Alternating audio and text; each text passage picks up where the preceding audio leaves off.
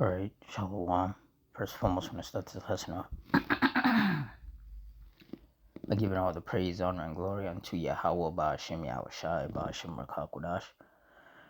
Double honors to the apostles and elders of Great Millstone. Honors to our brothers who are fervently preaching the word in sincerity and in faith. And Shalom to all the sincere Akwath, and to the scattered Israelites who are amongst these heathen nations and look like these heathens. Now this lesson is going to be based on this Iran war and just basically a little update as to what's going on. So through the Spirit, I'm going to read some of this article, get some precepts, and Lord's will, you're edified. It says Trump pledges to hit Iran very hard tonight. Said President Donald Trump says the United States will be hitting Iran very hard tonight, adding that Washington will take over Iran's Karg Island and other oil infrastructure points. Iran's foreign ministry has condemned the U.S. strikes on the country, saying that it has rendered the ceasefire practically meaningless.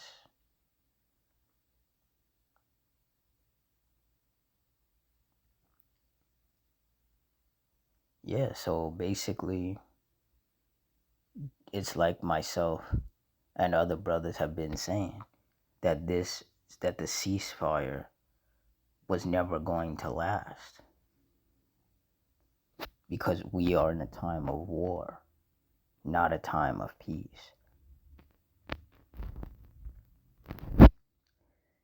Ecclesiastes 3:1.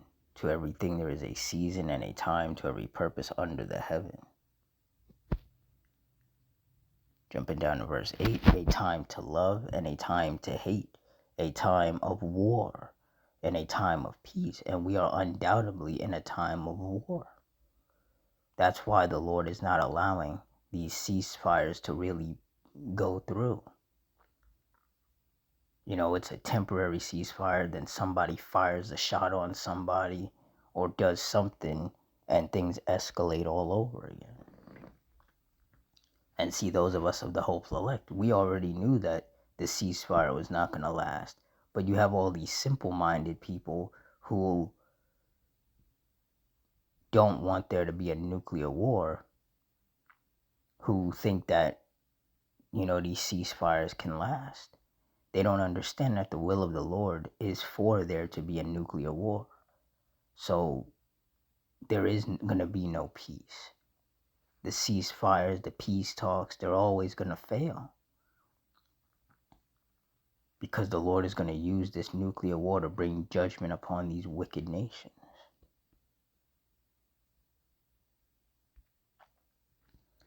Exodus 15:3. The Lord Yahweh is a man of war. The Lord Yahweh is his name. And that's why things just keep escalating. On the world stage, racially, politically. That's why the men of the Lord keep saying that there is going to be civil wars and race wars and ultimately world war, nuclear world war. Because the Lord himself is a man of war, and that is the direction that he is pushing all the nations in.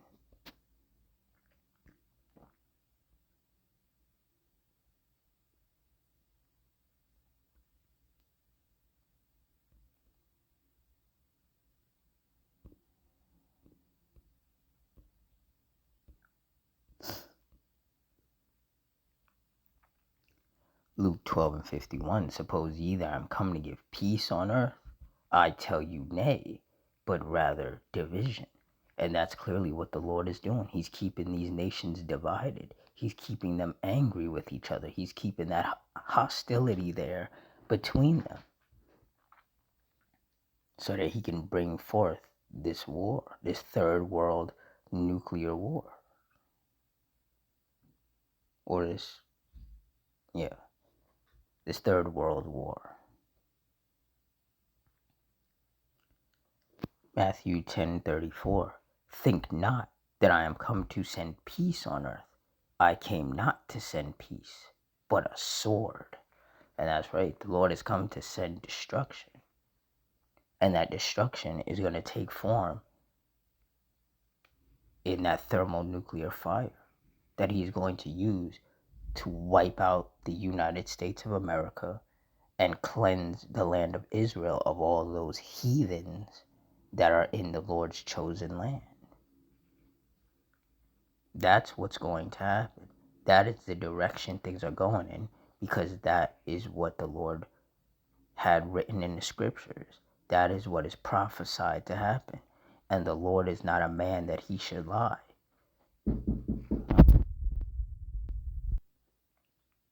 Yes, Salakia. Yeah, the Lord is not a man that he should lie. So if he had something written in these scriptures and it is foretold to come to pass, then best believe it will come to pass. And that's what these wicked, ignorant, simple-minded people don't understand.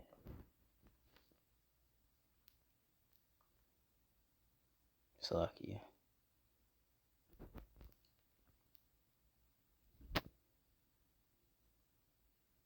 Habakkuk 2:1.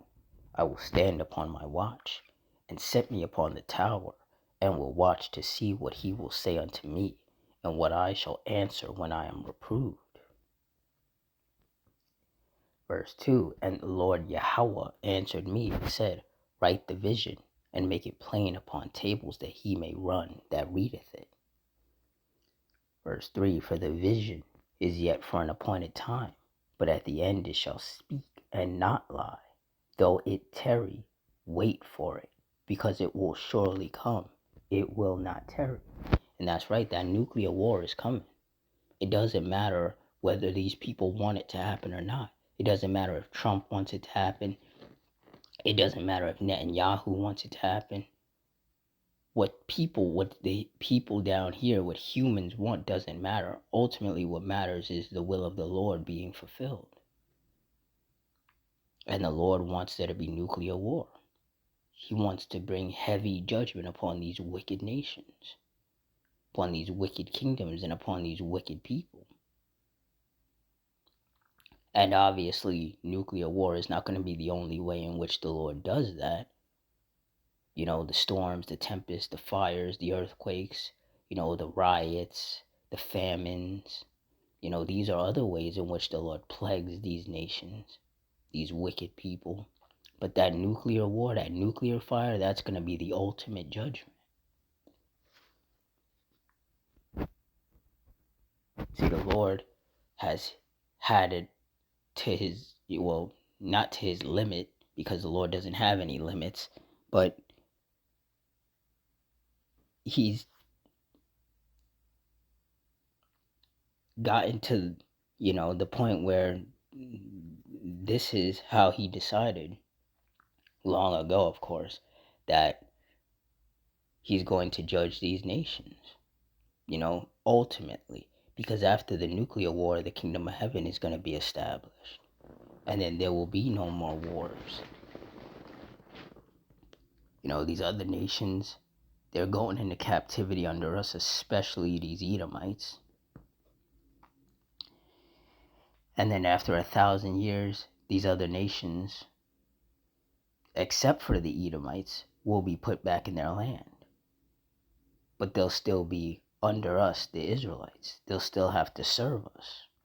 But in regards to these Edomites, these so-called self-proclaimed white people, they're going to get rounded up. The men, the women, and the children, they're all going to get rounded up, and they're going to get they're going to get erased off the face of the earth. You're not going to see any more pale-skinned people walking this earth. The Lord is going to wipe them out. So the very thing that these Edomites are afraid of is exactly what's ultimately going to happen. It's just not going to happen in the way that they think it will. See, these Edomites, they think that they're going to get replaced here in this wicked system. And it's like, no, you're going to get wiped out completely after you serve 1,000 years of hardcore slavery to pay for all the wickedness that your people have done for the past 500 plus years. You see, Esau here in this day and age is very upset because of all the brown-skinned people that are moving into, these different countries. Esau, he wants his all so-called white countries.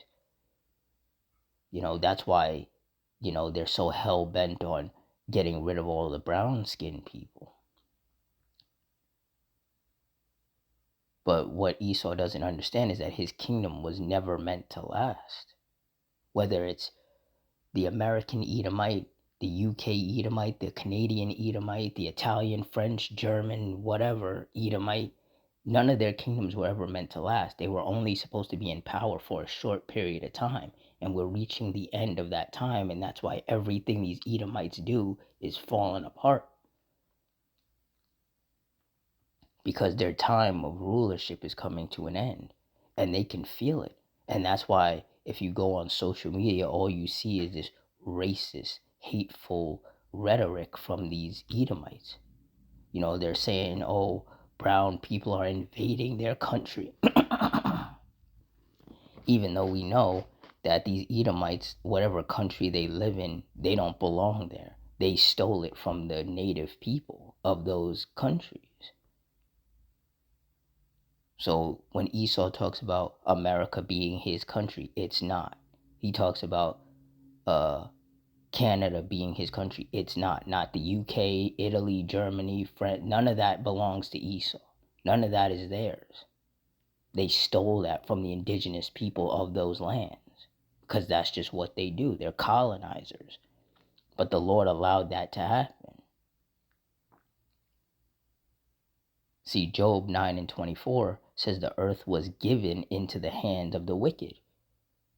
Esau, the so-called white man, or these white people in general, these so-called white people, they are the wicked. They're the ones ruling in wickedness, oppressing everybody, destroying the earth, making life a living hell for even their own people. And Salakia. And it's gotten to the point where other Edomites are going against each other. You have Edomite women all over social media just calling out the Edomite man and saying that he's the problem and that he's weak and that he's a cuck and he's a coward and this, that, and the third. Like Esau has completely lost control. The little bit of control that it looked like he had, that the Lord allowed him to have, he's completely lost it. And as Esau falls more and more out of power, he's going to get more angry. And he's going to start lashing out more against the Edomites who are going against him, his fellow Edomites who are going against him. And he's definitely going to lash out against these other nations, especially the Israelites, who primarily make up so-called blacks, Hispanics, and Native Americans, because we are his chief enemy. He blames us more than anybody for everything that's going wrong in his wicked little system. And that's where the race wars are going to kick in. So we are in a time where all hell is about to break loose on all fronts. There's going to be an economic collapse. There's going to be a global collapse. There's going to be food riots, race wars, civil wars. It's just going to be pure chaos. A majority of these people, they have no idea what's about to happen. They think that, if they protest, that they're going to be able to stop certain things from happening. And it's like, you can't.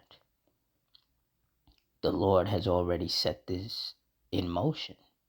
The dominoes have already started falling. You can't stop this. All you can do is hope that you're of the hopeful elect and that you've been chosen from the foundation of the world to endure unto the end and be saved. And if you're an Edomite or one of these heathens whom the Lord is not dealing with, then you're screwed.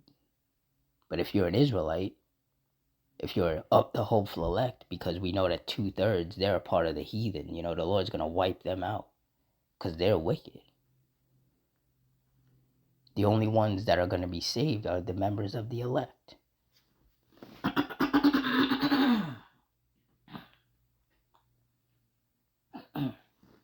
Slovakia.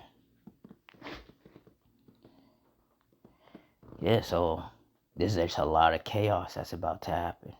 And people can feel it. There's a lot of people out here that can feel the tension, the racial tension.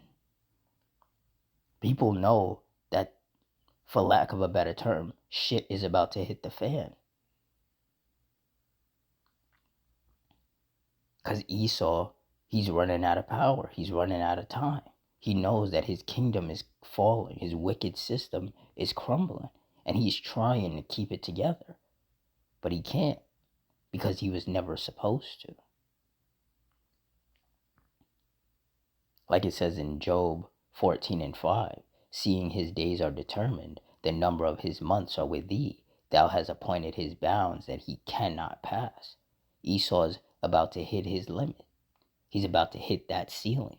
And once he hits it, it's game over for him. That's as far as he can go. Once he hits that ceiling, the Lord is going to knock him back down to the ground, and he's going to stay there until the Lord rounds up all these Edomites and erases them from existence. See, Esau, he's scared, and he should be. All the wickedness that they've done and continue to do, it's coming back to bite them. And they never saw it coming. These Edomites, like Elder Malcolm likes to say, these Edomites love to talk about manifest destiny. Talk about how, it was manifest destiny for them to colonize the world, to enslave the Israelites and things like that, which is true. The Lord, brought our people down because we were being wicked and disobedient. That part is very true. But what these Edomites didn't understand is that there's a part 2 to that manifest destiny. And the part 2 is where the Lord flips the script. The Lord turns the table, where the Lord puts Esau where he truly belongs, which is on the bottom, and he puts us Israelites, who once again primarily make up so-called blacks, Hispanics, and Native Americans, back on top in our royal status where we belong. And we're witnessing the transition start to happen. And it's an absolutely beautiful thing. And Thawadi Yahweh Bashim Yahushai for allowing those of us of the hopeful elect to be, awoken in these times, to witness this transition, to watch the fall of our enemies. Our chief enemy being Slakia, being Esau, the so-called self-proclaimed white man, and his wicked woman and their wicked children. Esau was never meant to win. And this third world war, is going to be the cherry on top of Esau's downfall.